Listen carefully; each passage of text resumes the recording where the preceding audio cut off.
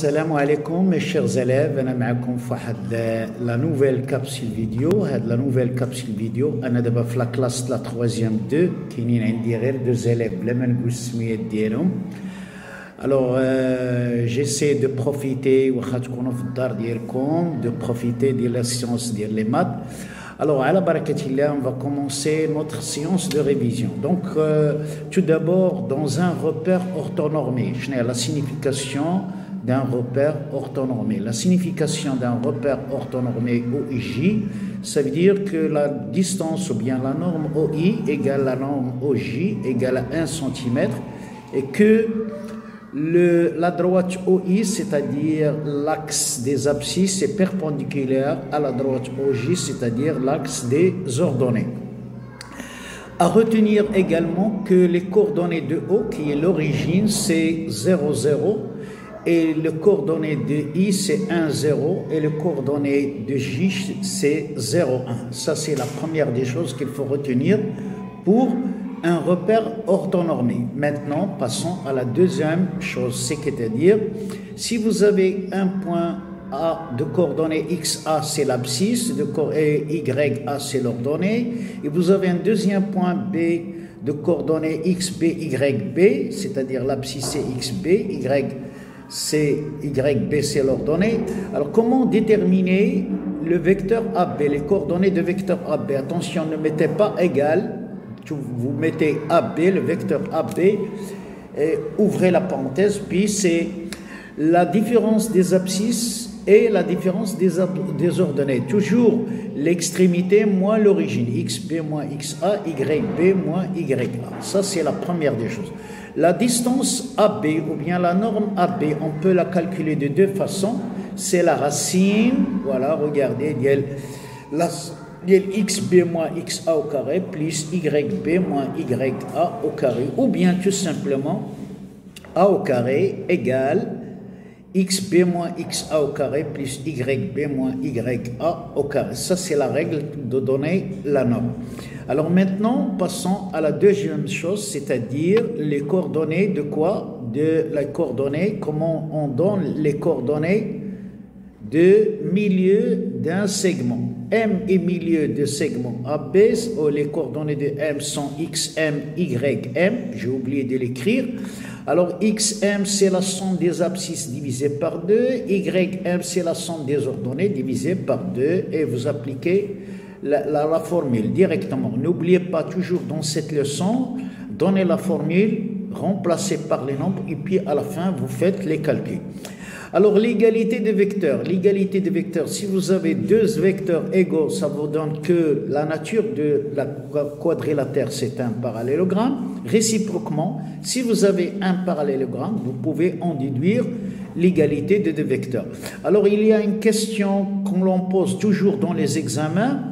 Alors, parfois, on vous donne les coordonnées de vecteur AB ou bien vous les calculez, et un troisième C, un point C avec ses coordonnées, et on vous dit trouver les coordonnées du quatrième point, sachant que le quatrième point c'est soit un parallélogramme, bien l'égalité de deux vecteurs, ou bien par translation. Alors, comment fait-on pour trouver les coordonnées du quatrième point? J'ai illustré un exemple NR. Si par exemple vous avez AB de coordonnées 1, 2, C de coordonnées 5, 3, alors comment on détermine les coordonnées de D, XD, YD? On résout l'équation. Quelle équation? Vous faites la différence, voilà. Le premier nombre égale le premier, le deuxième égale le deuxième, c'est-à-dire on a deux équations. Ces deux équations sont de type équation des abscisses et équation des ordonnées, et on cherche l'inconnu. Maintenant, on passe à une chose très importante. Comment déterminer le coefficient réduit d'une droite?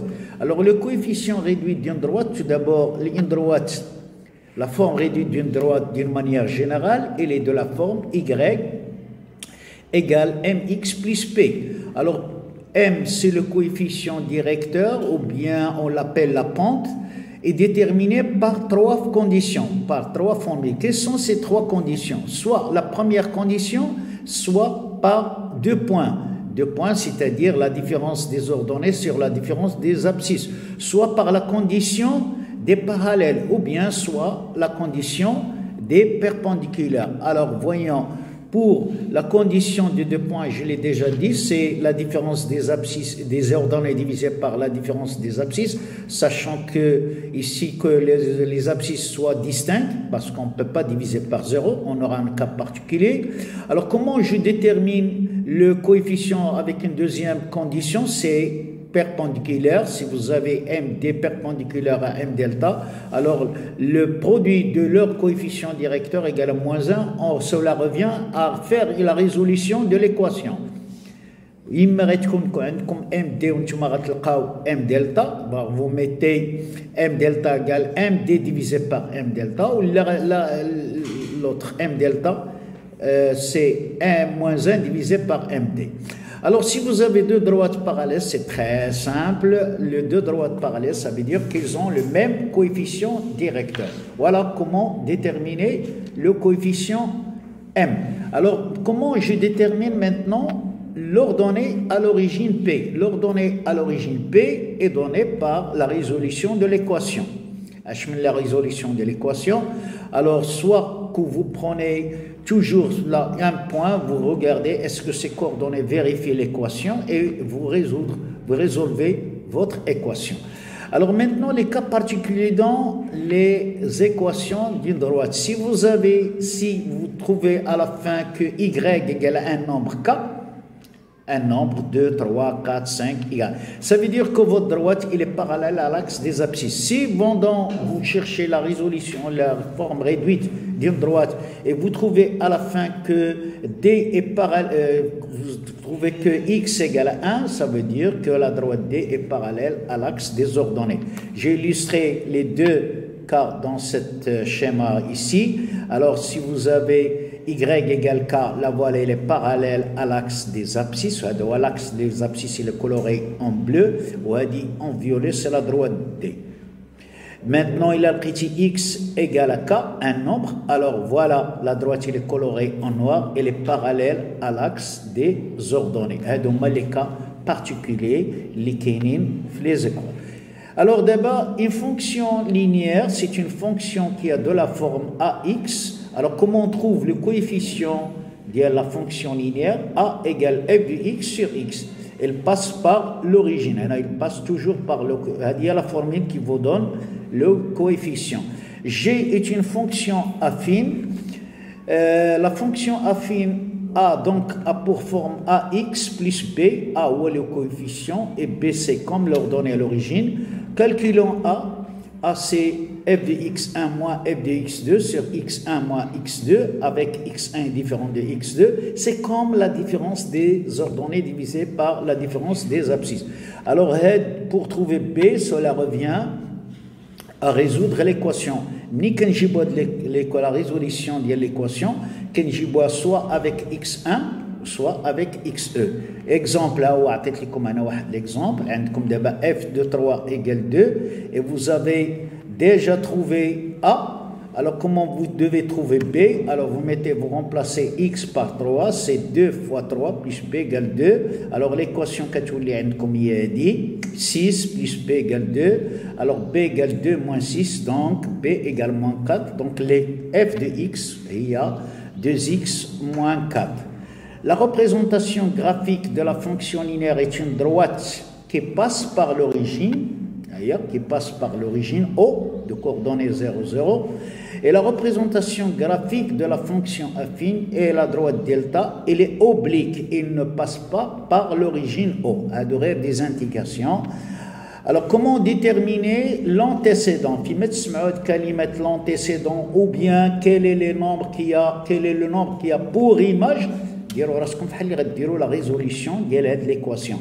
Une équation, il y a f de x égale k. Je donne un exemple bien pour que l'antécédent de 4 avec la fonction f, ou la fonction f, il y a f de x égale moins 2x plus 3. Alors, que dire tout simplement la résolution de l'équation f de x égale 4, que tu l'équation de moins 2x égale 4 moins 3, que tu as l'équation de x égale moins 1 sur 2, donc l'antécédent de 4 est moins 1 sur 2, donc f de moins 1 sur 2 égale 4. Les types des équations, d'abord on les types des équations. كاينين le premier type هو le type اللي كاينين des parenthèses وبيناتهم soit il y a entre les deux soit le signe plus ou le moins. Alors il faut juste supprimer les parenthèses ou ردوا البال si la parenthèse est précédée par le signe moins ou bien si il est précédé par le signe plus. Alors si par le signe moins on supprime, on change le signe, précédé par le signe plus, on conserve les signes. Alors attention, alors vous avez les mêmes données, c'est moins, c'est multiplié. Alors c'est la forme d'un produit nul. Alors produit nul, la première parenthèse égale à 0, la deuxième parenthèse égale à 0. Vous résolvez séparément les deux équations et vous trouvez qu'ils ont deux solutions. Il y a deux types d'équations. X moins 2 sur 3, dans le troisième type, égale à x plus 1 sur 2. Cette équation, cela revient à réduire au même dénominateur. Et finalement, il y a l'équation liée au mode de la forme identité remarquable. Quand on la transformation de 9, quand 9 c'est un carré, on sous la forme de l'identité remarquable x au carré moins 3 au carré, il y a a au carré moins b au carré égale à a plus b, facteur de 1 moins b, ou un produit nul. Alors, l'équation a dit كنشوفوا فين هو لو فاكتور كومان il faut factoriser هنايا كنلاحظوا هنا لو فاكتور كومان ماشي x بلس 4 باردون غلطت انا في واحد القضيه ماشي x بلس 4 ولكن سي x بلس 1 رانا c'est x plus 1. Alors x plus 1 facteur de quoi? De 4 plus x plus 1. Quand on dit 4 plus 1 c'est quoi? C'est 5. Donc produit nul quand l'équation d'Yeli tout simplement. Alors on continue toujours. La résolution toujours d'Yenna. Les inéquations. Alors les inéquations الحاجة الوحيدة اللي فيها مهمة si vous divisez par un nombre positif le symbole ما كيتبدلش ولا phrase منين كتجيبوها مع هذا le symbole الا كان inférieur كتكتبوا la phrase tous les nombres sont inférieurs sans solution ou الا كان supérieur كتقولوا tous les nombres sont solution. Si on divise par un nombre négatif, attention, on va changer le symbole. Quand on a inférieur qui est supérieur, ou bien sûr la phrase comme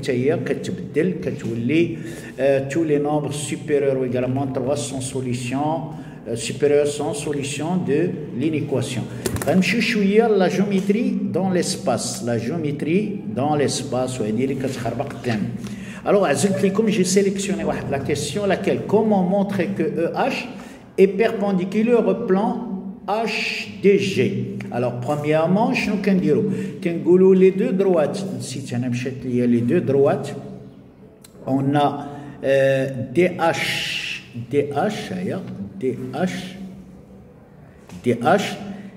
et HG sont deux droites qui se coupent en H, qui tlaqaw H, et se trouvent ou bien incluses dans le même plan. Le plan, la partie de la base, il y a H, G, C, D, il y a un rectangle, le solide, c'est un parallélépipède ou bien c'est un parallèle. Alors, la première phrase, il faut l'écrire que HG et HD sont situés dans le même plan et se coupent en H. Deuxièmement, qu'est-ce qu'on remarque? Bien, non, la troisième droite, il y a EH, il est perpendiculaire à HG, quand on dit HG, il y a la face qui est à l'intérieur, mais quand on chauffe, c'est un rectangle. Ou est perpendiculaire et EH il est perpendiculaire à DH. علاش OH est perpendiculaire à DH لأنه هذا هو le côté AEHG AEHD c'est un rectangle. Alors من 1 et 2 on déduit d'après la propriété EH est perpendiculaire au plan HDG. L'agrandissement d'Eba, l'agrandissement et la réduction. L'agrandissement et la réduction, la géométrie dans l'espace, a des impacts, des effets, a des تأثيرات. علاش؟ عنده تأثيرات على les longueurs. أولاً sur les longueurs. كيفاش كنخدموا بلي longueurs؟ كنقولوا L' égale K fois L. هذه K هو le coefficient إلا كان كبر من 1 de agrandissement ou إلا كان entre 0 et 1 qui compte de réduction. où L il y a la longueur initiale. Donc L' égale K fois L, K égale à L' sur L. عنده تأثير على les aires. Alors l'impact sur les aires il est donné par la formule A' égale K au carré fois A. وهنا إلا بغينا نلقاو le coefficient K كنديرو c'est la racine carrée ديال A' sur A. Il a des effets sur les volumes. Alors les effets sur les volumes هو V' égale K à la puissance 3 fois V. وهنا كنقولو K كناخد la calculatrice ديالي قال racine cubique ديال V' sur V. Alors V هو le volume initial. Alors كنتمنى انكم تستفدوا من هاد لا كابسول فيديو. Je vous laisse et كنقول لكم bon courage وتبارك الله عليكم. Vous êtes les meilleurs. معكم أستاذ العالمي.